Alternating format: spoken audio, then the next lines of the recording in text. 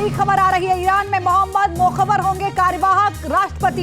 ये बड़ी खबर आपको बता दें, ईरान के उपराष्ट्रपति हैं मोहम्मद मोखबर। 50 दिन के अंदर नए राष्ट्रपति का चुनाव होगा। हेलीकॉप्टर हादसे में राष्ट्रपति रईसी इब्राहिम की मौत की खबर सामने आई है। देखिए, निश्चित तौर से जब रेस्क्यू टीम पहुंची और उन्होंने ये कह दिया कि कोई भी जीवित नहीं बचा होगा, तो इसके मायने यही है कि राष्ट्रपति रईसी की मृत्यु हो गई है, वित्त मंत्री की मृत्यु हो गई है, राज्य के गवर्नर की मृत्यु हो गई है, जो मुख्य मुफ्ती हुआ करते थे उनकी भी मृत्यु हो गई है, जो क्रू थे 3 उनके साथ ही। ये निश्चित हो गया जिस तरीके से जो मोहम्मद है उपराष्ट्रपति हैं उन्होंने कार्यभार संभाल लिया है, तो इसका मतलब यही है कि कोई भी शक व शुबा नहीं बचा है। लेकिन जो सबसे बड़ा सवाल है वो ये है कि जो हेलीकॉप्टर दुर्घटनाग्रस्त हुआ है उस एक्सीडेंट के पीछे किसका हाथ हो सकता है, तो इसके पीछे 5 तरह की थ्योरी आ रही है। पहली है, जिस तरीके से हमने CDS विपिन रावत की स्थिति देखी थी कि बहुत बार हेलीकॉप्टर, क्योंकि मी-17I की बात करें जिसे मी-771 भी कहा जा रहा है, वो 70s के डिज़ाइन है, बेहद पुराना था, तो क्या एक प्राकृतिक कारणों से ये दुर्घटनाग्रस्त हुआ। दूसरा, आर्मेनिया और भारत के अच्छे संबंध है। भारत की तरफ से पिनाका जो मल्टी बैरल रॉकेट लॉन्चर है वो भेजा गया था आर्मेनिया के पास, अजरबैजान के बॉर्डर के पास ये सब कुछ हुआ था, तो क्या इसमें आर्मेनिया अजरबैजान एंगल हो सकता है। तीसरी महत्वपूर्ण बात है कि जहां यह हादसा हुआ है वो कुर्दों का इलाका है, कुर्दिस्तान की मांग पुरानी चल रही है, तो क्या जो रेबल ग्रुप है, जो आतंकी संगठन ईरान के अंदर से ऑपरेट कर रहे हैं, क्योंकि तेहरान से 600 किलोमीटर की दूरी है, 18-19 घंटे के आसपास हो चुके हैं, क्या वो एक एंगल हो सकता है।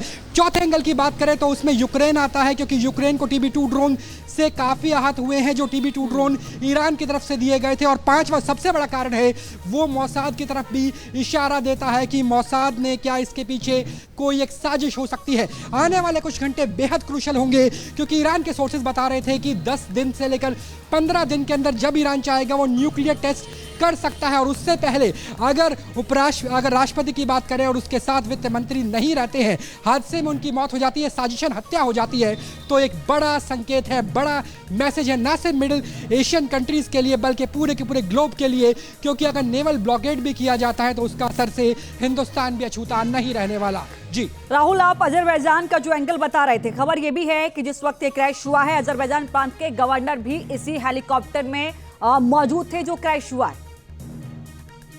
उनका भी कोई अभी तक कोई जानकारी उनके बारे में भी नहीं मिल पाई। निश्चित तौर से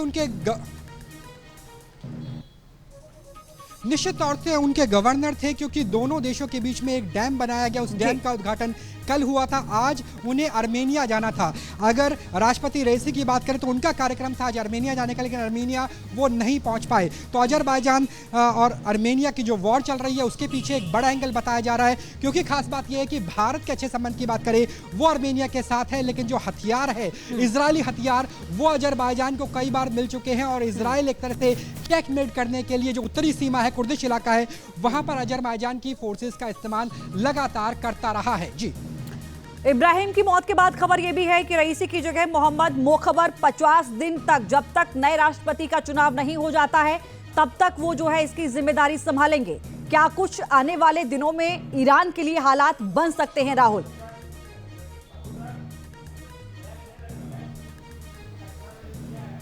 देखिए, उनके अगर धर्मगुरु की बात करें, सुप्रीम लीडर की बात करें, तो सुप्रीम लीडर अभी सुरक्षित हैं। उनकी सुरक्षा को लेकर भी हमारे जो सूत्र बता रहे हैं वो काफ़ी ज़्यादा बढ़ा दी गई है। सुप्रीम लीडर किसी से मुलाकात नहीं कर रहे हैं। 50 दिनों का टाइम ब्लॉक दिया गया है, टाइम पीरियड दिया गया है, जिसमें दोबारा से राष्ट्रपति के चुनाव होंगे। लेकिन आने वाले 2 से 3 दिन बेहद क्रूशल होने वाले हैं, क्योंकि अगर कहीं यूक्रेन का, कहीं मोसाद का जो इजराइल की इंटेलिजेंस एजेंसी है इसके पीछे हाथ आता है, अगर अमेरिका के इंटेल का हाथ आता है, अगर FBI की बात करें, CIA की बात करें, तो निश्चित तौर से पूरी जो यहाँ के समीकरण है, यहाँ की रणनीति है वो बदलने वाले हैं। क्योंकि पहले ईरान देख चुका है कि आप इजराइल को अटैक करोगे तो आपके इजराइल के अटैक को नाकाम कर दिया जाएगा, बैलिस्टिक मिसाइल से भी, क्रूज मिसाइल से भी। तो क्या वो जो मेन स्टेट है, जो चेक पॉइंट है, वहां से शिप्स को रोक सकते हैं, जिससे तेल का निर्यात पूरे दुनिया में किया जाता है, जिसमें इंडिया और चाइना मेन इंपोर्टर है। तो निश्चित तौर से पूरी देश की, दुनिया की अर्थव्यवस्था और पूरी दुनिया की रणनीति इस समीकरण से बदलती हुई